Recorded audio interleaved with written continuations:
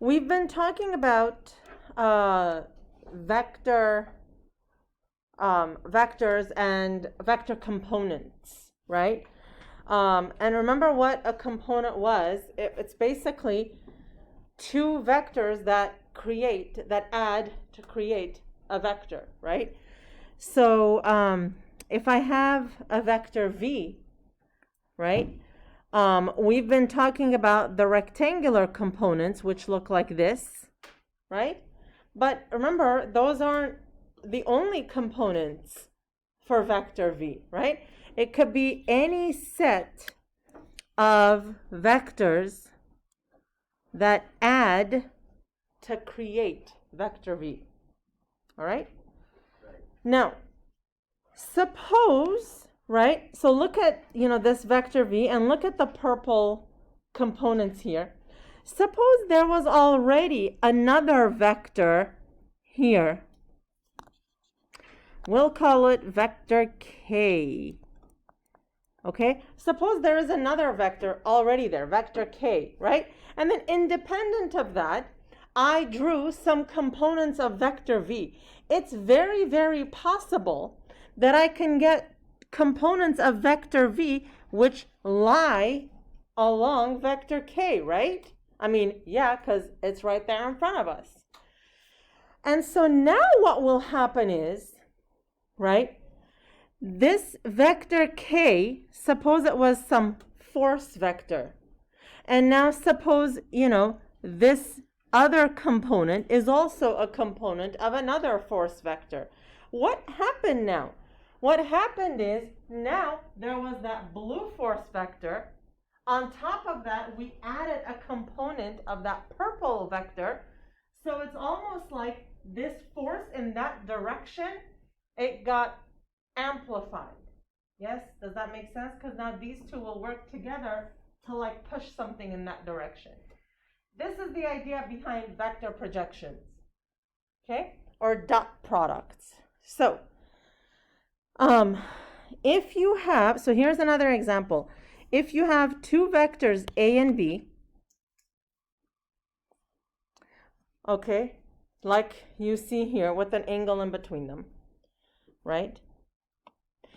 The projection of vector a, right? The projection of vector a onto here, or the component of a here, right? That part of it is called the projection of a onto b. Okay? So what is that? So look at this. This was vector a.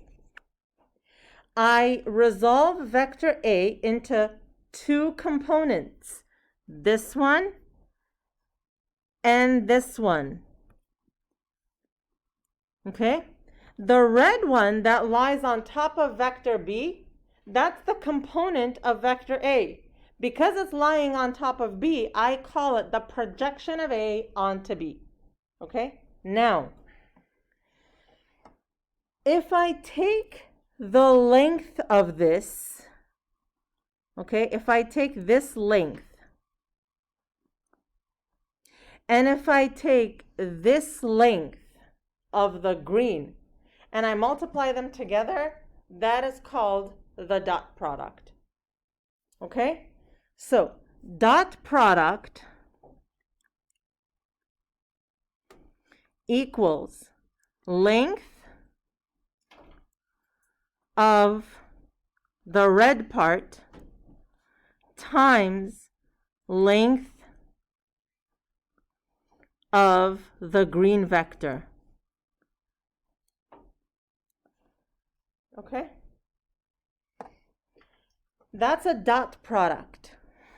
The way I write dot product in math, it's a dot, it's a raised dot, not a multiplication, it's a raised dot, b, that's the dot product. Okay? And it is a regular old number. It's a scalar. Okay? Length, wasn't the one on the right hand side, length of the green vector. the green one, yeah. Okay, so that usually be a fraction of magnitude? yep, length is magnitude. So how do you calculate dot product? To calculate dot product, suppose you have vector A in component form and you have vector B in component form.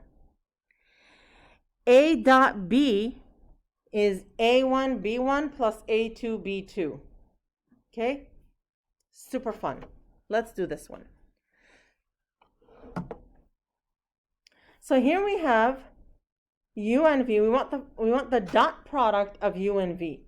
Dot product means U dot V. So I say, okay, U dot V is equal to. Now remember, it's no longer going to be a vector. A dot product is just a number. You guys are taking notes, right? So it'll be this times this, negative 3 times 3, plus 4 times 6. Yep. So that'll be negative 9 plus 24. So U dot V is how much? 15. That's it. It's a scalar. It's a number because it's a length multiplied by a length. That's it. Okay?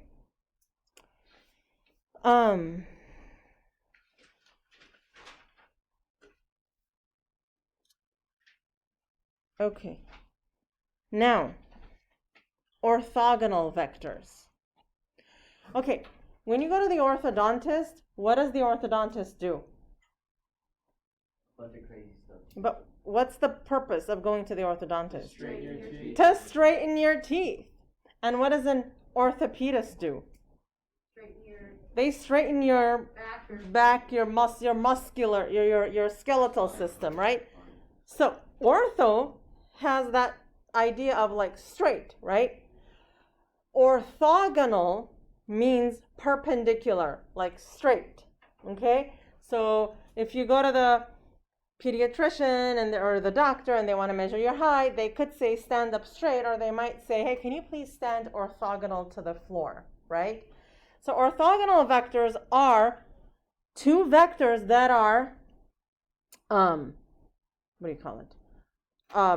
perpendicular to each other. So now take a look at U and V. These are two orthogonal vectors. So here's vector V, right? Okay, suppose I wanted to create a projection, right? A component of U onto V. So look at that. Because it's easier to do it this way. So if this is V and this is U, and they are 90-degree angles. If you try to draw the components of U, right? There are no components of U.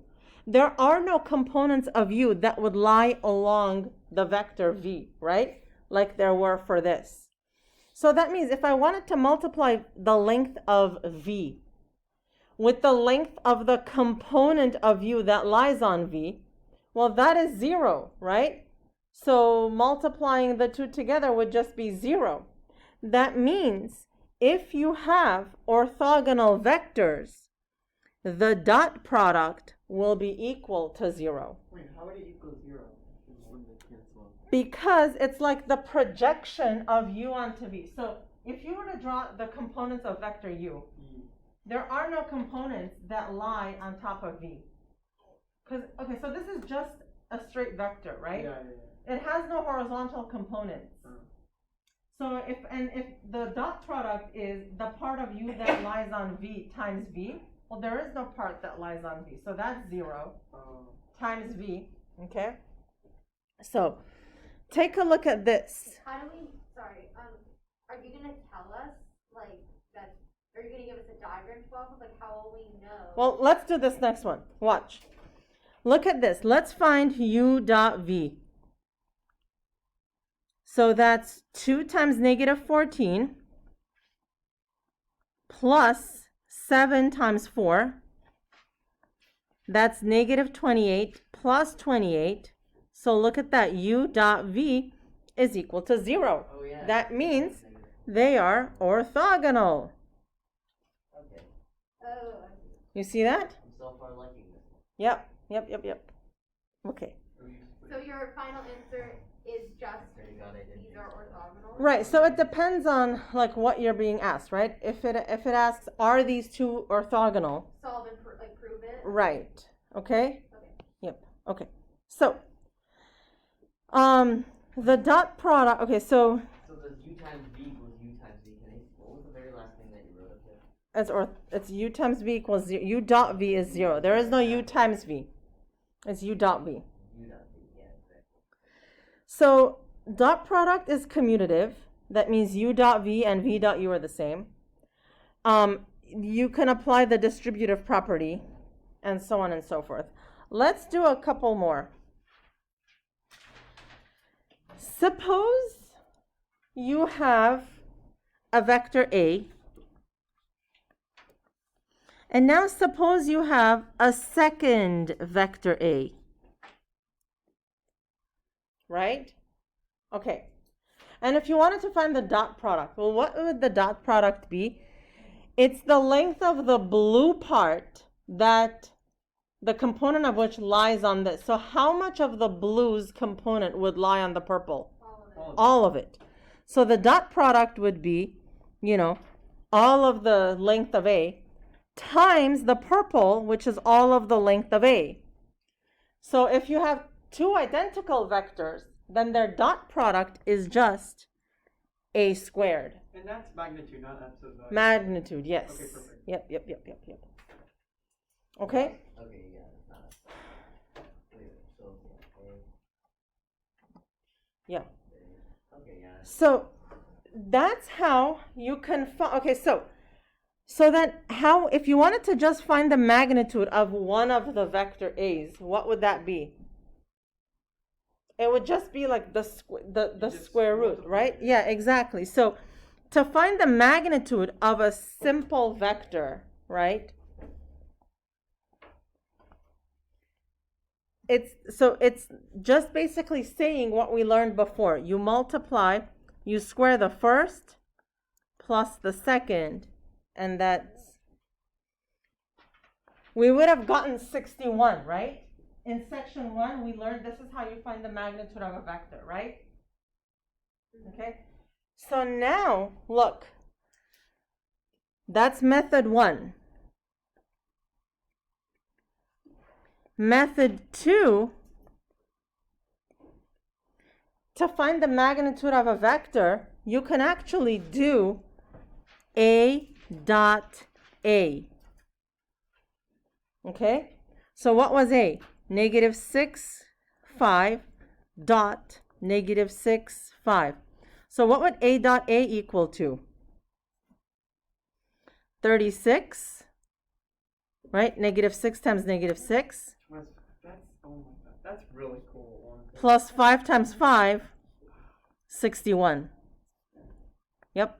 Same answer, both So ways. now that we know this, would you prefer if we only use for these types of problems and still use like method 1 when solving for like the word problems, or should we now use this all the time? Either. It's now it's the same. So like on the last, like the quiz we took yesterday, like you could go You could go back and do this. and do this. Oh, Oh. that's really cool. It's actually so cool. I don't fully understand how. Oh, actually, no, I do. 'Cause You do. It's the same thing. It's the same thing. It's just the vector multiplied by itself. So we could just do this way and when Yeah. math test. Yeah. Oh, sorry. Are we gonna get like to see the quizzes or no? When we started, we said suppose you have two vectors and they're combined like this with an angle in the middle, right? An angle in between. Well, now we want to see how we can find the angle in between. Okay? All right. So what did we say A dot B was? We said A dot B was, the length of the projection of A onto B, right? Times the magnitude of B, right? Is that right? That's what we said dot product was, right? It's the length of the projection times the green vector B. Okay. It just Okay. hit me. Yeah. Project B. I was like, Projection of A onto B. Projection of A onto B. What's another word for the length of the projection of A onto B? It's the component of A that lies along B. Oh. Okay. Now, how do you find the component of A over here? Hey, is that A cosine theta? Yes. Yes. Right? Oh. Yes. No way! I don't get it, but I thought it would be yes. I don't know. So A dot B.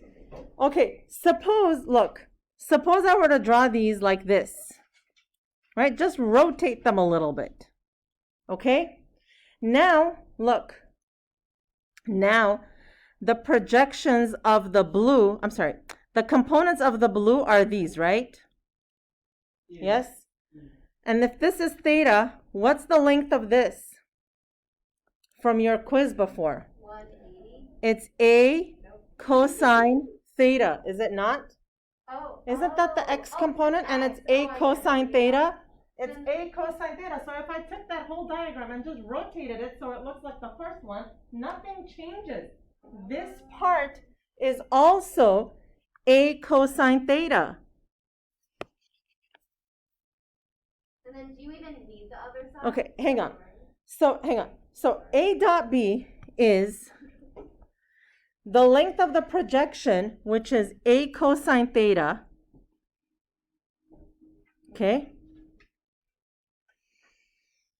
And it's like, the magnitude of A cosine theta times the magnitude of B. Well, that's just the green vector B, right? So that means another way to write A dot B is magnitude of A, magnitude of B, cosine theta. Okay? So that's another way to write vector product, dot product. Yeah. Don't think that. Yeah. Okay? Wait, what are you? So, solving for cosine, we get cosine of theta is equal to, right? Divide by A and B. A dot B over A times B. Whoa. Right? My mind has been. This came straight from there. Okay?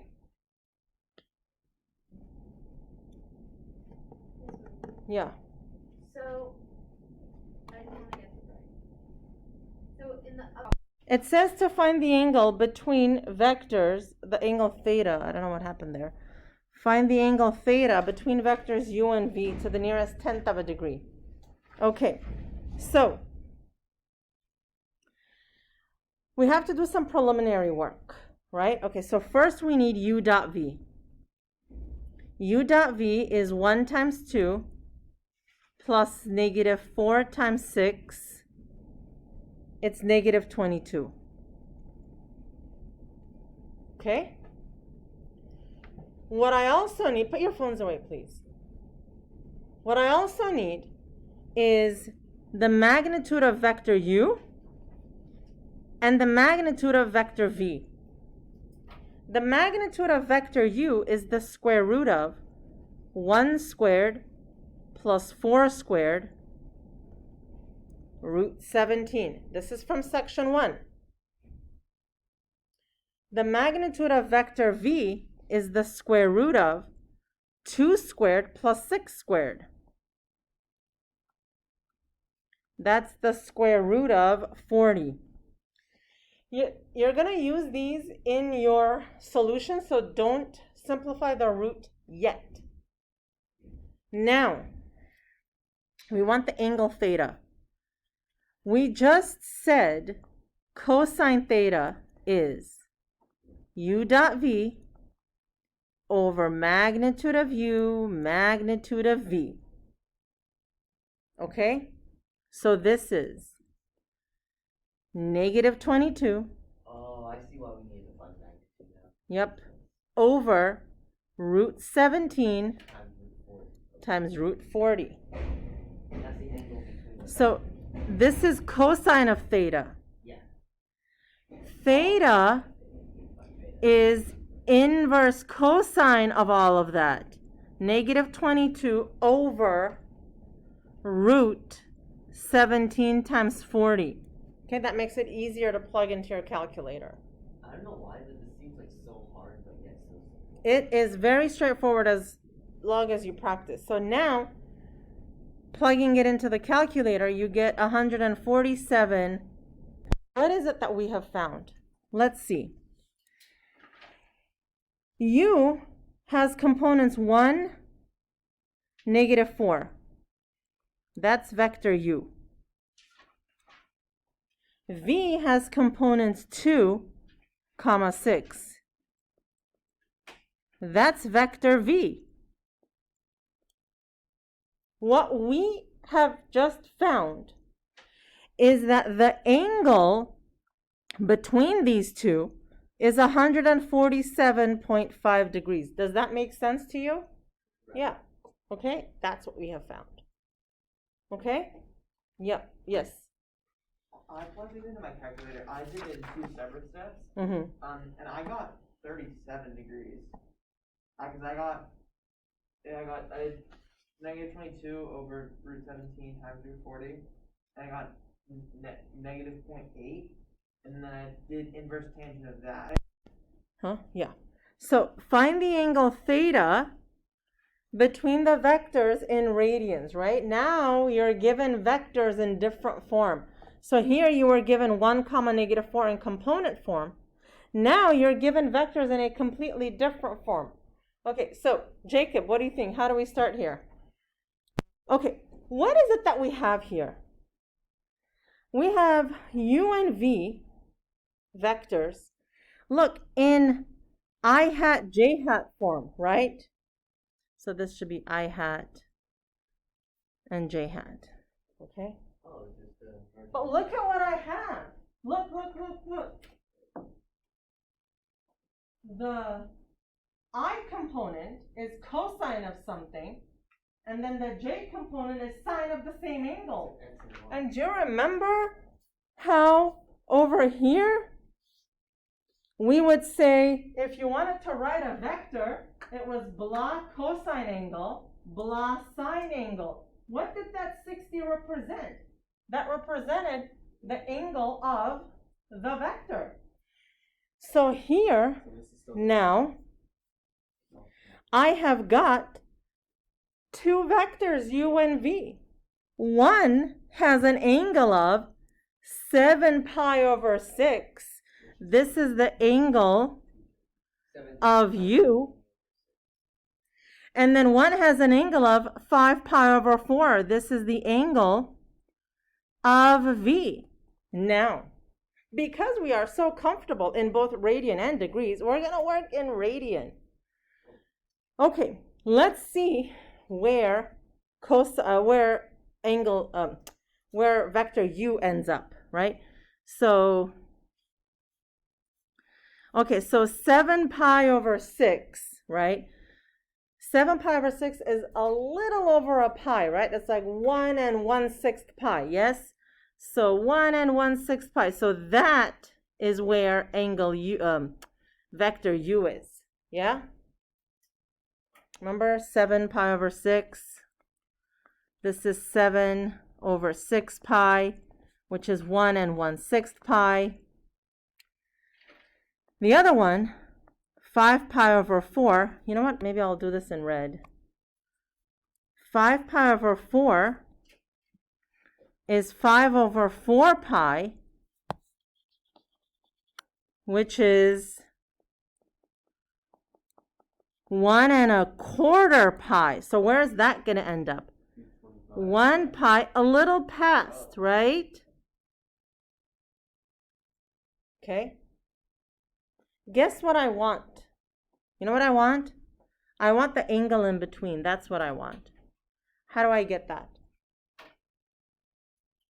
How do I get that? Yep. I mean, I don't know if we have to, but we can put it into like the form, like, I guess component form.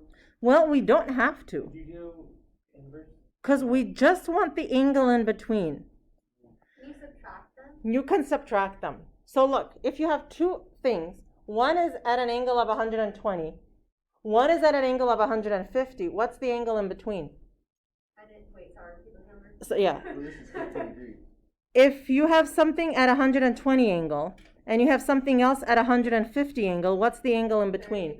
30 degrees. You just subtract them, right? Yeah. So here too, we're just going to subtract 5 pi over 4 minus 7 pi over 6. 1 pi over 2. Okay? Pi over 2.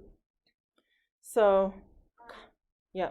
Sorry, just like, If you want a denominator of 12, this will be 15 pi over 12 minus 14 pi over 12, 1 pi over 12. So that is your answer. So it doesn't really matter that the cosine and the sine. Yep, it does. None of it matters.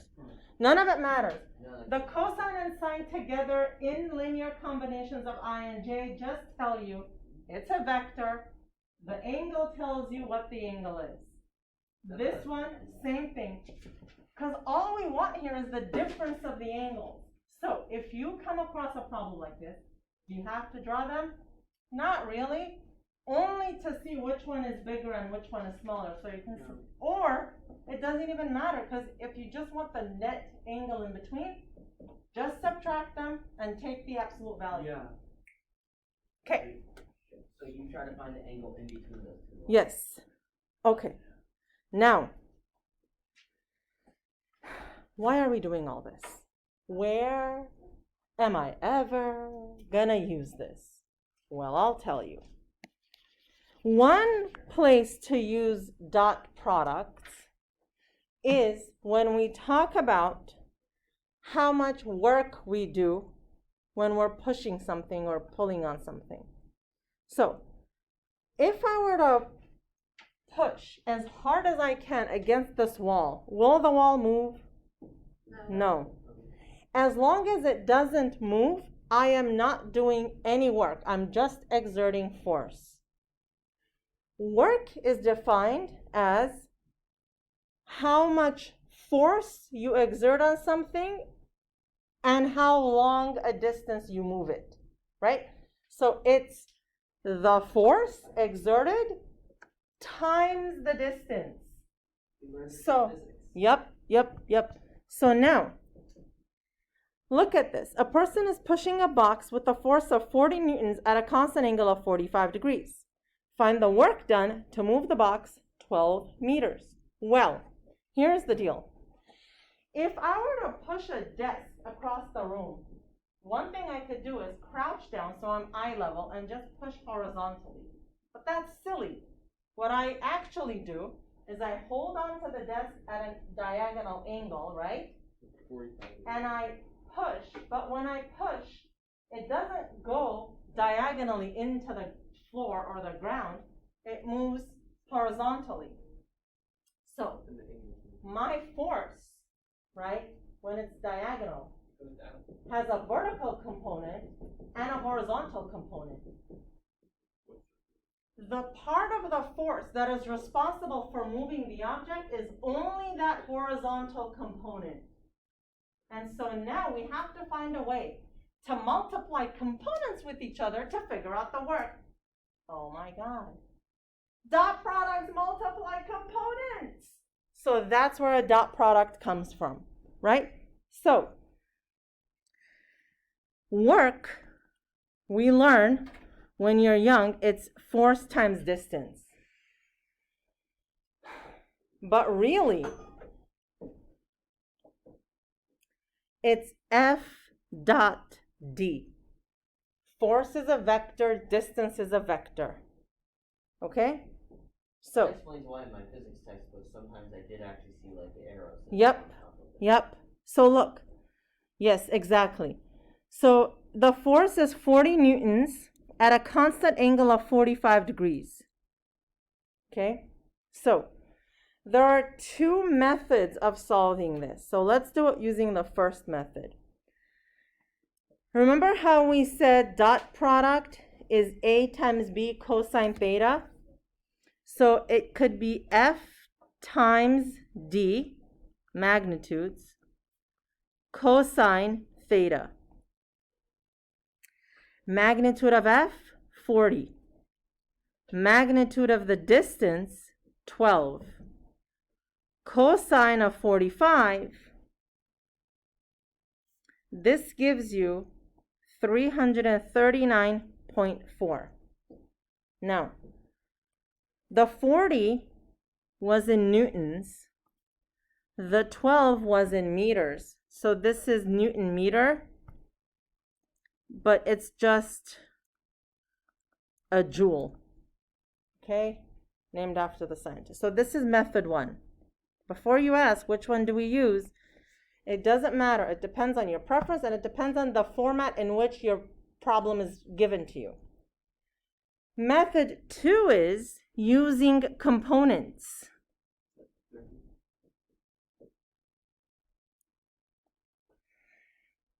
Okay. Here is F. Okay? You could use either way, of course. Either way. Okay, or so test. look at the components of F. Right? What angle are we going to use here? That's 45 degrees, but this angle is 135 degrees, right? So in component form, F is, from your quiz, 40 cosine 135, 40 sine 135. Okay? I'm not gonna put it in, I'll just leave it like this for now. What about the distance? The distance just moves that way. It's 12, 0. Okay. So if I did F dot D, I multiply the X components, which is what? 40 cosine 135 times 12. Negative 240 rad 2. So I got. Oh, yes. Multiply together. Negative, how much? Negative 240 rad 2. Okay. So that's, sorry, that was after. Oh, after, okay. It was negative 20 rad 2. Hang on. I'll ask it in just a second. And then plus, I multiply the y's together, right? The other components, 40 sine 135 times 0. You have to write that? No, but I'm just showing you right now. So now, what's F dot D, which is the work? How much is it when you multiply it all together? Oh. It's negative 240 rad 2 plus. No, plus 0. So what's 240 radical 2?